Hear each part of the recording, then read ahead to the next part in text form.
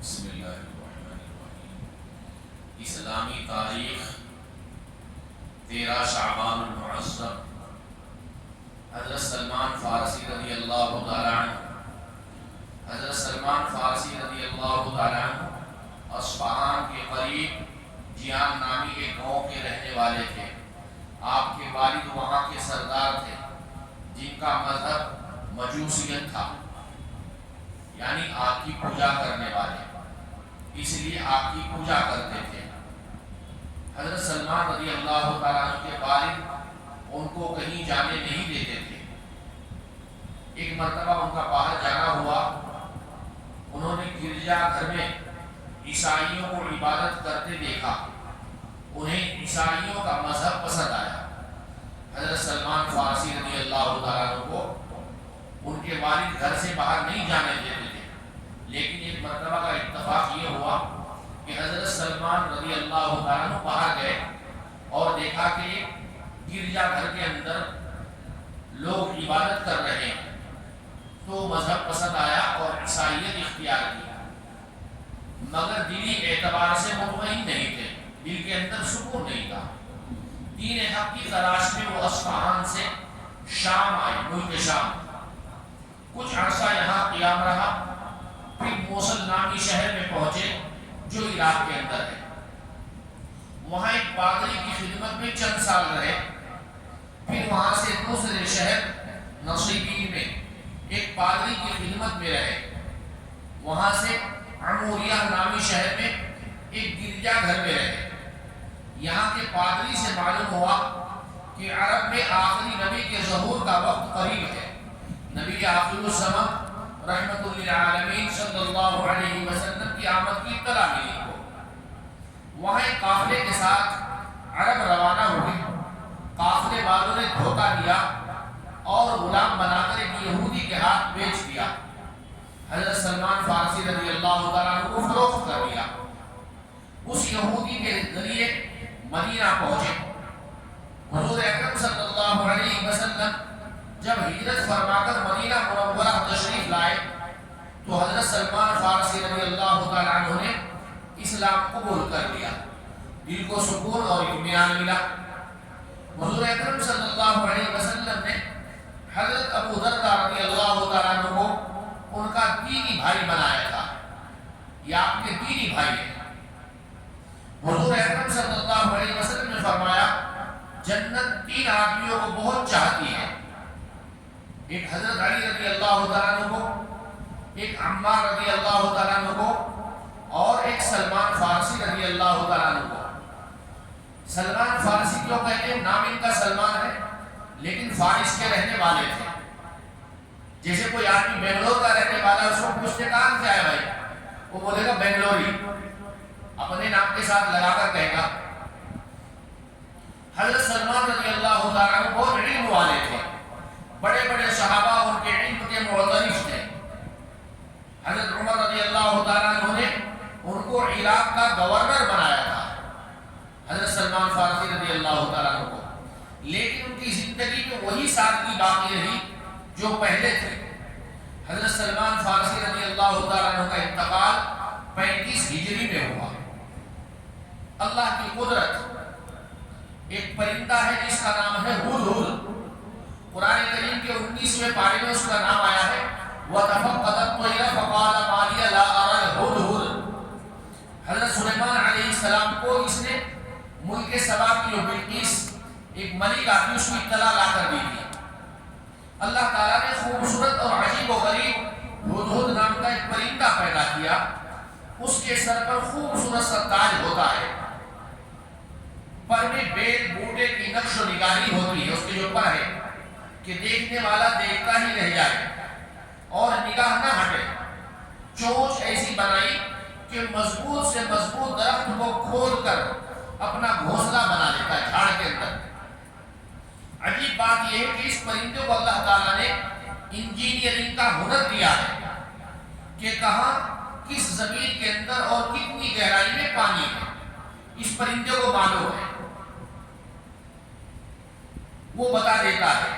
یہ اللہ کی قدرت ہے کہ ایک پرندے کو انجینئرنگ جیسا ہنر عطا کیا ہے جو ایک انسان جانتا ہے اللہ تعالیٰ نے وہی ہنر پرندے کو دیا ہے۔ یہی وجہ ہے کہ حضرت سلیمان علیہ السلام کا قاصد ہدہد پرندہ تھا اور اکثر و بیشتر ساتھ رکھتے تھے اس کو پرندے کو۔ آج بھی وہ پرندہ ہے۔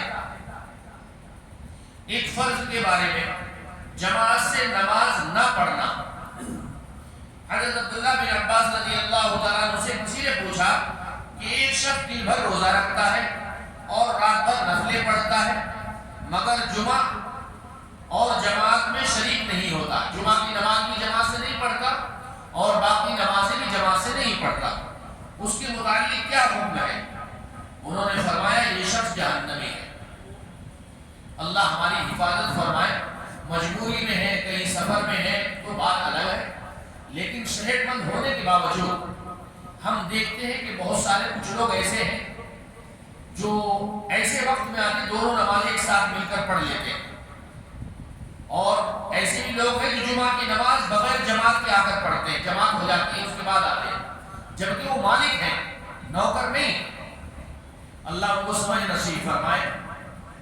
ایک سنت کے بارے میں، بلندی پر چڑھنے اور اترنے پر ذکر۔ جب آپ کہیں ہائٹ پر چڑھتے ہیں جیسے لفٹ میں یا پہاڑ پر یا بس میں، یا نیچے اترتے ہیں پہاڑ سے یا لفٹ سے، تو اللہ کے نبی کا عمل کیا تھا؟ رسول اللہ صلی اللہ علیہ وسلم اور آپ کے لشکر کے لوگ جو آپ کے ساتھ میں رہتے تھے، جب بلندی پر چڑھتے تو اللہ اکبر یہ کہا کرتے تھے، اور جب نیچے اترتے تو سبحان اللہ پڑھتے تھے۔ اگر ہم اور آپ یہی پڑھیں گے، بس میں بیٹھ رہے ہیں، ٹرین میں بیٹھ رہے ہیں، پلین میں بیٹھ رہے ہیں یا کہیں بلندی پر چڑھ رہے ہیں، تو اللہ اکبر کہیں اور نیچے اترے تو سبحان اللہ پڑھیں۔ اللہ کے نبی کی سنت بھی ہوگی، ادا ہوگی اور فائدہ بھی ہوگا۔ ایک اہم عمل کی فضیلت، مسجد بنانے کی فضیلت۔ رسول اللہ صلی اللہ علیہ وسلم نے فرمایا جس شخص نے اللہ کا گھر یعنی مسجد بنائی تو اس کے لیے اللہ تعالی جنت میں گھر بنائیں گے۔ من بنا للہ مسجدا بنا اللہ لہ بیتا فی الجنہ او کما قال علیہ الصلوۃ والسلام۔ اللہ کے نبی کا فرمان ہے جو آدمی مسجد بناتا ہے تو اللہ تعالیٰ اس کے لیے جنت میں گھر بناتے ہیں۔ ایک گناہ کے بارے میں، مسجد میں دنیا کی باتیں کرنا، مسجد کو پارلیمنٹ بنانا۔ کیا کہا اللہ کے نبی نے؟ رسول اللہ صلی اللہ علیہ وسلم نے فرمایا ایک زمانہ ایسا آئے گا کہ لوگ مسجد میں حلقے لگا کر دنیا کی باتیں کریں گے۔ مسجد خدا کا گھر ہے، عبادت کا کام ہے، دنیا کی یہاں پر باتیں کرنا بالکل حرام ہے۔ تو اللہ کے نبی نے فرمایا ایک وقت ایسا آئے گا لوگ مسجد میں بیٹھیں گے اور باہر کی باتیں کریں گے۔ تم کو چاہیے کہ ان لوگوں کے پاس بھی نہ بیٹھو، اللہ کو ان لوگوں سے کوئی واسطہ نہیں ہے۔ ہم کو یہ چاہیے کہ ہم مسجد میں آئے، نماز پڑھیں اور چلے جائیں۔ دینی بات ہے تو بیٹھے کریں، لیکن دنیا کی باتیں نہ کریں۔ دنیا کے بارے میں، دنیا کی مثال، دنیا کی حقیقت۔ رسول اللہ صلی اللہ علیہ وسلم نے فرمایا میرا دنیا سے کوئی واسطہ نہیں، کوئی تعلق نہیں، کوئی کنیکشن نہیں۔ میری اور دنیا کی مثال تو بالکل اس مسافر کی ہے جو سخت گرمی میں کسی پیڑ کے سائے میں آرام کرے اور پھر اسے چھوڑ کر چل دے۔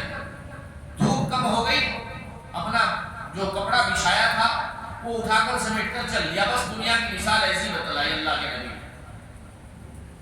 ہمارا حال ایسا ہے، دعا بھی نہیں مانگتے، دعا سے پہلے ہی آدمی مسجد خالی ہو جاتی ہے، گویا کہ لوگ مسجد کو چھوڑ کر دنیا کی طرف بھاگ رہے ہیں۔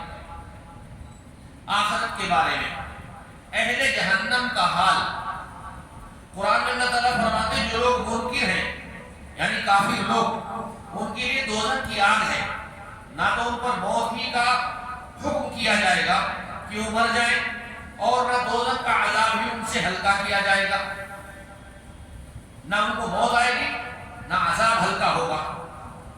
ہم ہر منکر یعنی کافر کو ایسی ہی سزا دیا کرتے ہیں، اللہ کہتے ہیں۔ طب نبوی سے علاج، زہر اور جادو سے حفاظت۔ کوئی دشمنی میں کسی کو زہر دے دیا یا جادو کر دیا تو اللہ کے نبی نے اس کا علاج بتلایا ہے۔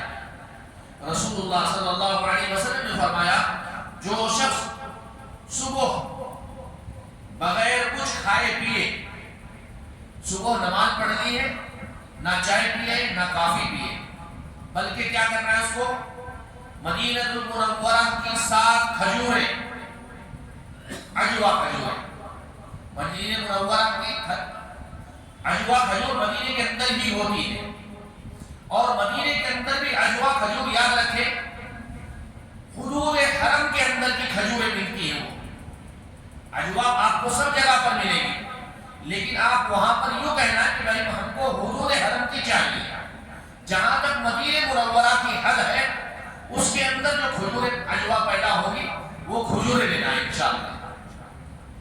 7 کھجوریں صبح کے وقت میں کھانا ہے، استعمال کریں اس کو، نہ تو اس دن زہر سے نقصان ہوگا، جس دن آپ نے وہ عجوا 7 کھجوریں کھائی ہے اس دن اگر کوئی آپ کو زہر دے گا تو زہر کا اثر نہیں ہوگا، اور اگر کوئی جادو کرے گا تو جادو کا اثر بھی نہیں ہوگا انشاءاللہ۔ یہ کس نے فرمایا ہے؟ اللہ کے نبی نے فرمایا ہے۔ اللہ ہم کو عمل کی توفیق عطا فرمائے۔ سبحان اللہ و بحمدہ، سبحانک اللہم و بحمدک، ونشہد ان لا الہ الا انت، نستغفرک و نتوب الیک۔ سبحان ربک رب العزة عما یصفون، وسلام علی المرسلین، والحمد للہ رب العالمین۔